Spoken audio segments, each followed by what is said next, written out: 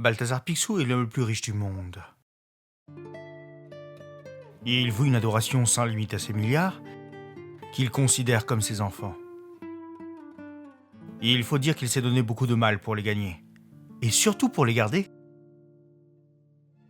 Son épopée est principalement retracée au travers de 12 épisodes qui constituent la jeunesse de Picsou, qui vient être complétée par des épisodes bis, ter, voire même 0, ainsi que leur suite. Ma mission d'aujourd'hui est de vous faire plonger dans les coulisses du 2e épisode de la jeunesse de Picsou. Alors, je vous invite à présent à vous installer, à vous allonger sous un ciel étoilé, sous vos draps par un temps pluvieux, ou encore sous une véranda, en sirotant un Diabolo grenadine glacé, et à savourer avec moi les coulisses du 2e épisode de la jeunesse de Picsou. Bonne écoute.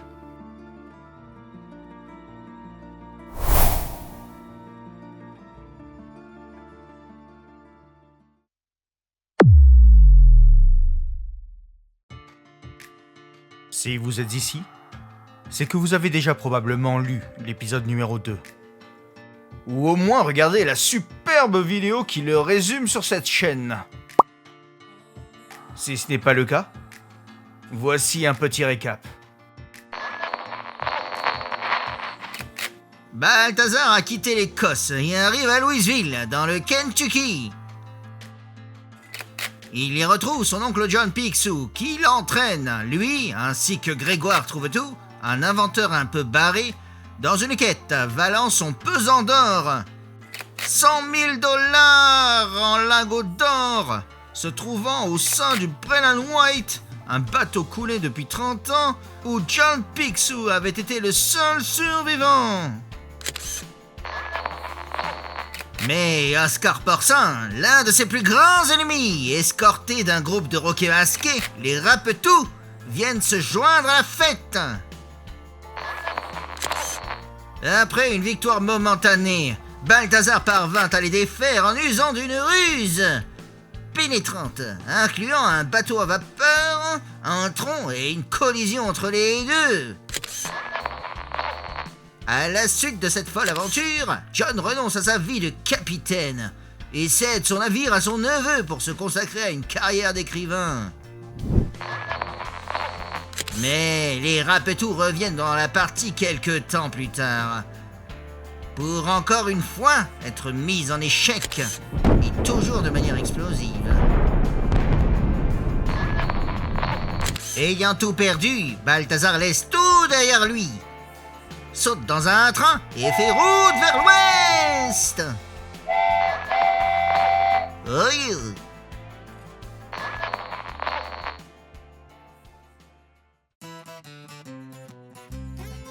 Deux histoires de Karl Barks ont servi de base à Don Rosa dans l'écriture de ce 2e épisode de la jeunesse de Picsou.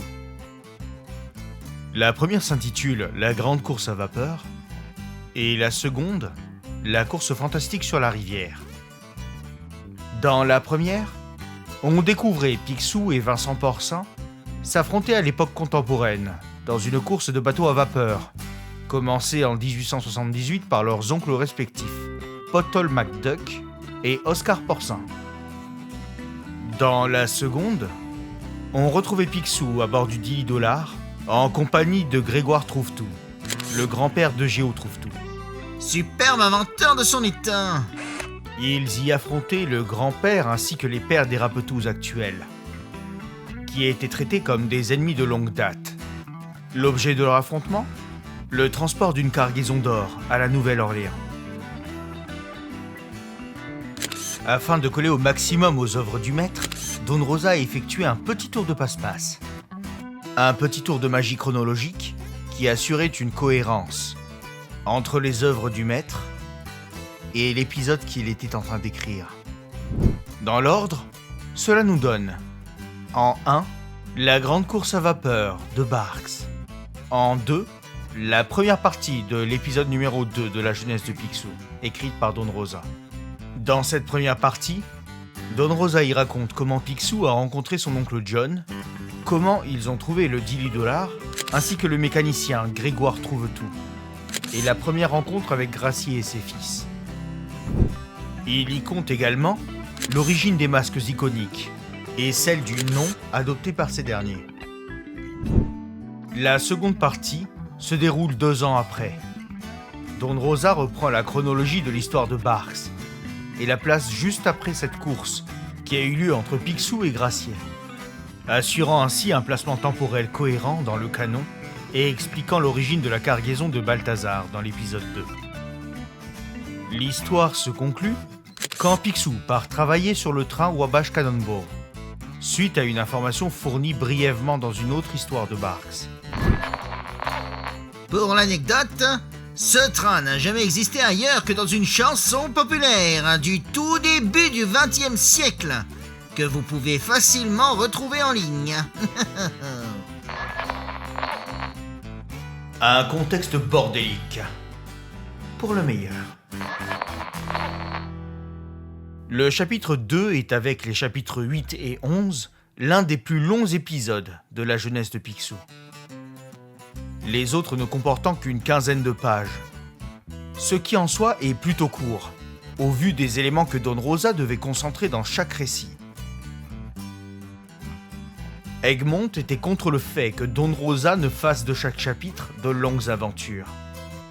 Néanmoins, une permission spéciale lui a été accordée pour les chapitres 8 et 11, en raison du caractère spécial de ces derniers dans la vie de Picsou.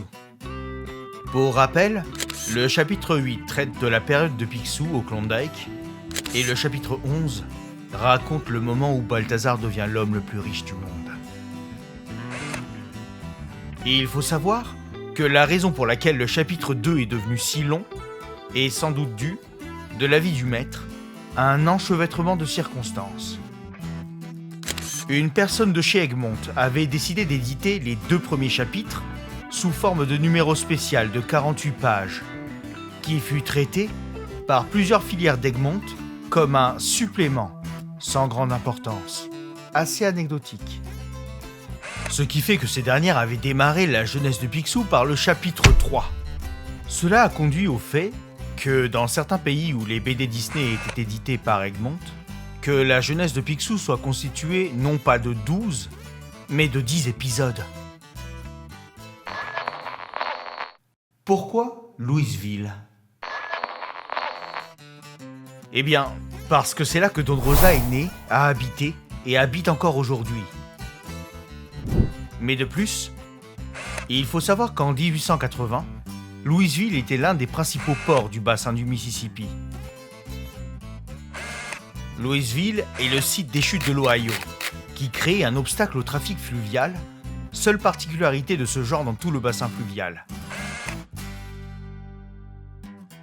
Tous les voyageurs sur le fleuve étaient obligés de s'arrêter là et de contourner les chutes par portage, ce qui entraîna l'établissement d'un embryon de ville dès 1778. Un canal contournant les chutes fut achevé en 1830. Mais à cette époque, Louisville était déjà la principale agglomération sur le fleuve et ses affluents. Commencer cette aventure aux chutes de l'Ohio à Louisville ajoutait une menace unique et authentique à cette histoire de bateau à vapeur. Mais l'auteur avoue ici une inexactitude. Les prétendues chutes sont en réalité une série de cascades, pas une simple descente comme il le dessine dans son histoire. Dès le début, Don Rosa savait que le Mississippi serait le théâtre de sa première aventure américaine. Anecdote. Oh oui, des anecdotes. Outre l'histoire du Wabash Cannonball, Don Rosa a fait des efforts pour fonder le reste de son histoire sur des faits réels.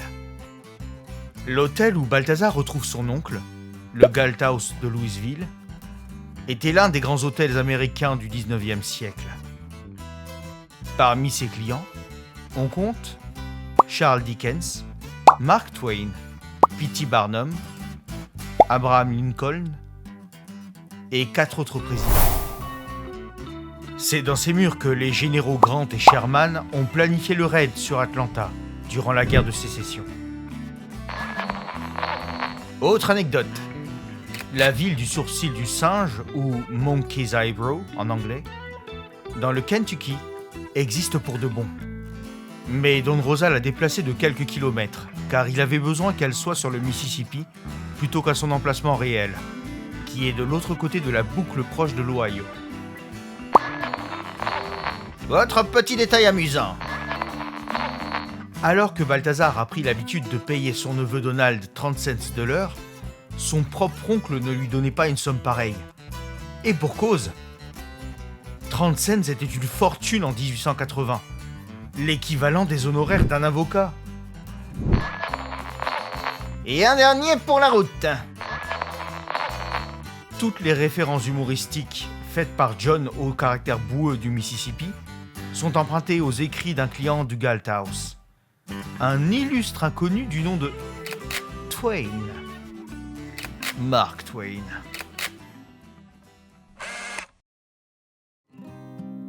Maintenant que vous avez eu un gros aperçu des coulisses de cet épisode, vous pourrez peut-être le relire sous un autre angle. Saviez-vous que le Galt House était un lieu aussi fameux? Ou encore que le sourcil du singe était un véritable lieu? Votre mission maintenant est de relire ce deuxième épisode à l'aune des éléments que vous venez de découvrir. Cela changera sûrement votre façon de l'appréhender. Peut-être découvrirez-vous d'autres détails que je n'aurai pas mentionnés ici. De l'aveu de l'auteur, il y en a au moins un. Bonne lecture, mes canards! C'est ici que prend fin cette vidéo sur les coulisses de l'épisode 2 de La Jeunesse de Picsou. J'espère que vous vous êtes bien reposés et que vous avez apprécié ce moment. Likez la vidéo si vous l'avez aimée. Activez la cloche pour ne rater aucune vidéo. Et abonnez-vous si ce n'est pas déjà fait. Mon coffre ne va pas se remplir tout seul! À bientôt pour de nouvelles aventures.